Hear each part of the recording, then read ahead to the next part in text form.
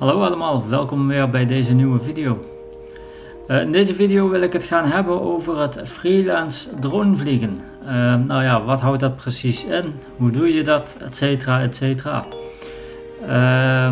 Ja, mij lijkt het makkelijkste om jullie een dagje mee te nemen naar een dagje freelancen, zoals ik dat regelmatig doe.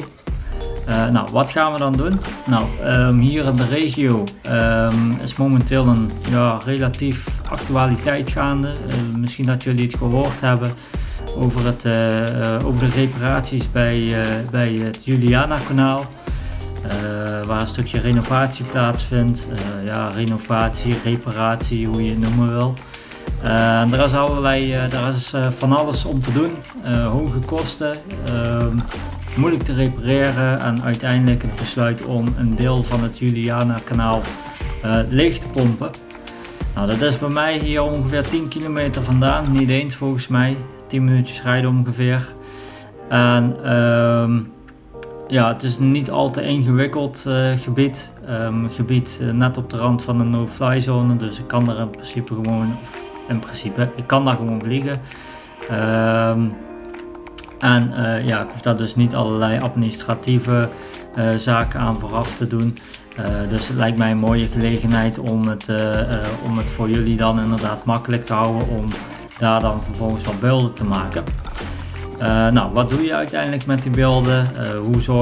Hoe ga je ze aanleveren en hoe zorg je dat ze bij de juiste partijen terechtkomen? Nou, dat ga ik in deze video allemaal uitleggen. En ik zou zeggen, blijf gewoon kijken. En mocht je vragen hebben, laat het hieronder weten, dan kan ik daar altijd op terugkomen. Voor nu, laten we op pad gaan en we gaan ons werk doen.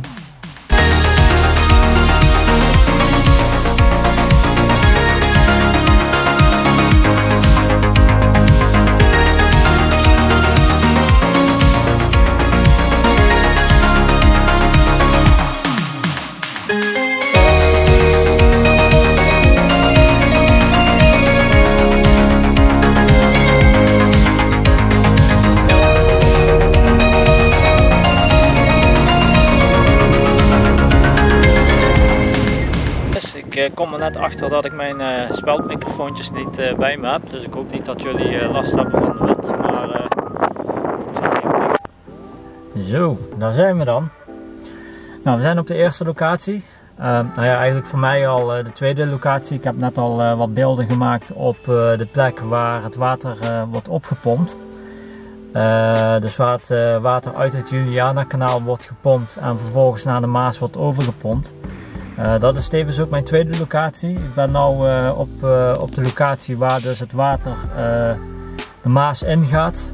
Maar ja, zoals je kan zien, je ziet het misschien aan de ramen van de auto dat het wat druppelt. Het regent een beetje, dus ik wacht even af totdat die wolken weer voorbij zijn. Het is gelukkig maar plaatselijk als ik het zo bekijk. Hoewel er wel meer regen aan zit te komen, maar goed, hopelijk dat overwaait. Misschien kan ik het jullie even laten zien. Het zullen niet de mooiste beelden zijn, maar ik heb de camera op autofocus. Ja, weet je wat, ik doe het gewoon zo. Hoppatee. Dan probeer ik, ik ben niet de beste cameraman, maar dan zie je dat daar het water, zie je daar de buizen het water in gaan. Dus dat probeer ik zo meteen vast te leggen. En dan moeten we wel goed doen, hè. En als we dat dan hebben, dan gaan we richting Urmond, Bergen aan de Maas. En dan maken we daar ook nog wat beelden van de werkzaamheden die daar dan gaande zijn. Dus voor nu is het dit. Het is wachten op droog weer. Het waait ook best wel, maar het is te doen. Dus.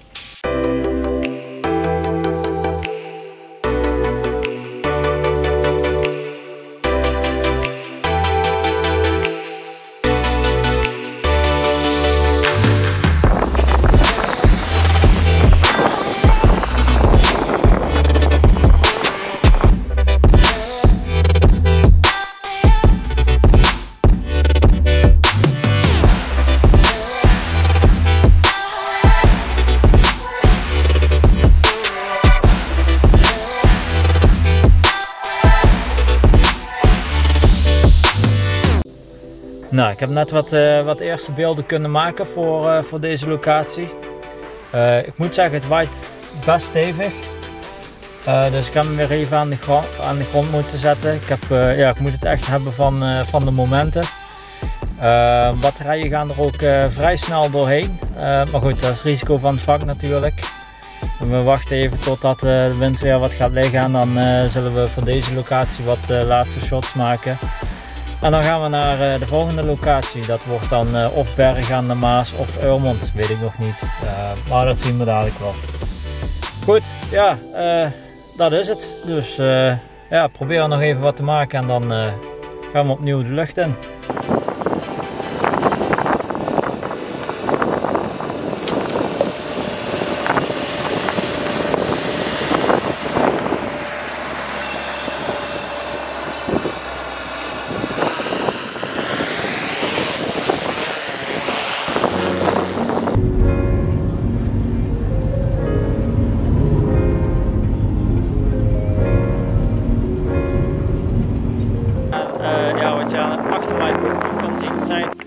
Zo, ik ben toch maar weer even in de auto gaan zitten om even te kijken, even te oriënteren.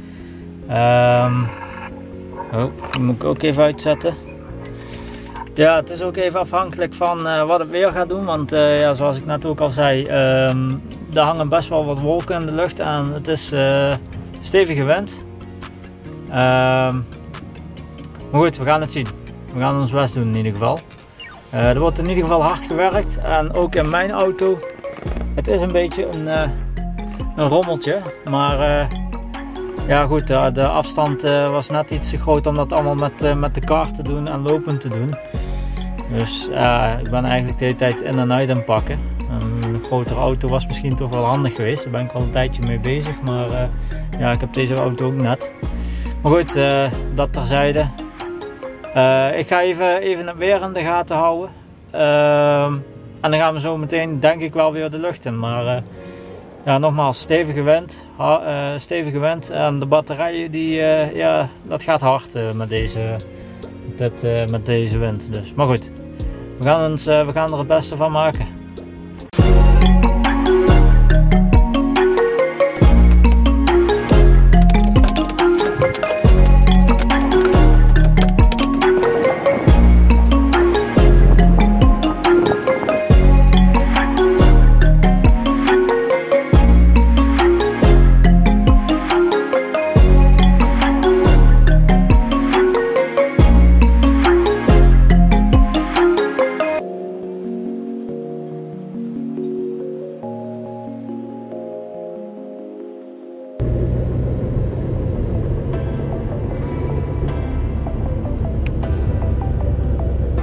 Zo, nou, het weer is gelukkig opgeklaard. Het zonnetje breekt eindelijk door.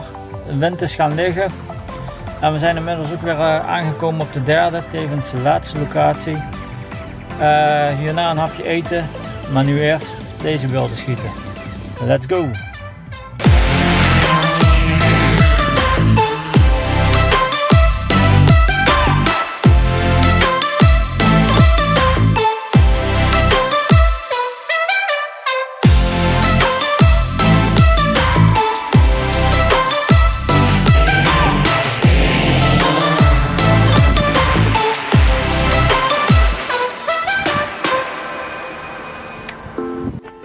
Nou, het zit erop. De laatste beelden zijn gemaakt. Nu een hapje eten en dan op naar huis.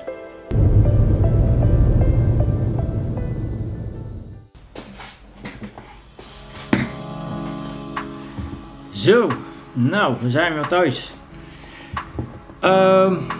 Ja, even kort samengevat. Het was toch wel een uitdagende dag. Het weer was enorm wisselvallig. Bewolkt, regen, zelfs een stukje hagel gehad. Waardoor je dus eigenlijk ook de hele tijd de belichting van je camera moest aanpassen tijdens het vliegen. En dat zijn eigenlijk dingen, ja, dat wil je natuurlijk liever niet. Maar goed, hoort er nou eenmaal bij. Ik zou nog even terugkomen op het stukje, ja, hoe lever je de beelden dan in? Hoe zorg je dat die bij de juiste partijen terechtkomen? En ja, dus, daar zijn tips en tricks voor. Even een korte disclaimer, vind ik persoonlijk wel belangrijk. Dit is de manier zoals ik dat doe. Ik wil niet zeggen dat dat voor jullie ook de manier is. Misschien hebben jullie andere methodes. Gaan jullie andere methodes ontdekken die misschien makkelijker zijn. Krijgen jullie mensen in het netwerk die een betere ingang kunnen bieden. Dus nogmaals, dit is niet zo te zijn dat het voor jullie dan ook op die manier werkt. Nou, even een aantal tips. Zorg in ieder geval dat je de juiste contactpersonen hebt. Zorg dat je dus inderdaad een netwerk hebt. Zo nu en dan worden er inderdaad ook netwerkborrels gehouden waar iedereen uit dat vak samenkomt om dus te netwerken. Kan interessant zijn. Contactgegevens uitwisselen, etcetera, etcetera. Daarnaast kijk ook bij je lokale omroepen. Die zijn altijd wel gewild om beelden van je aan te nemen. Maar goed, de ene is de andere niet natuurlijk. En probeer ook op een gegeven moment te onderhandelen over je prijs, over je tarieven. Dat soort dingen allemaal. Maar er zijn ook websites die hebben een redactiepagina, bijvoorbeeld de NOS. Die hebben daar kan je dus inderdaad je beelden naartoe sturen. Je kan daar zelfs een partnerschap aangaan. Maar er zijn dus ook beeldbanken waarnaar je je beelden kan uploaden. En dan krijg je dus bijvoorbeeld per download een x bedrag uitbetaald. Dat was vroeger heel populair, maar ik zie de laatste tijd dat wat minder in trek is. Maar in ieder geval zorg voor de juiste contactpersonen, de juiste mensen in het netwerk. Daar bereik je eigenlijk het grootste doel mee. Dat was hem voor nu eigenlijk. Ik hoop dat jullie er wat van opgestoken hebben. Ik hoop dat jullie er wat aan hebben. En nogmaals, mocht je vragen hebben, laat het zeker weten. Zowel via Facebook, Instagram, hieronder in de reactie. En zou je de video willen zien die ik uiteindelijk met alle beelden heb gemaakt, dan kan je ze hier rechtsboven kan je erop klikken en dan word je doorgelinkt naar de volledige video.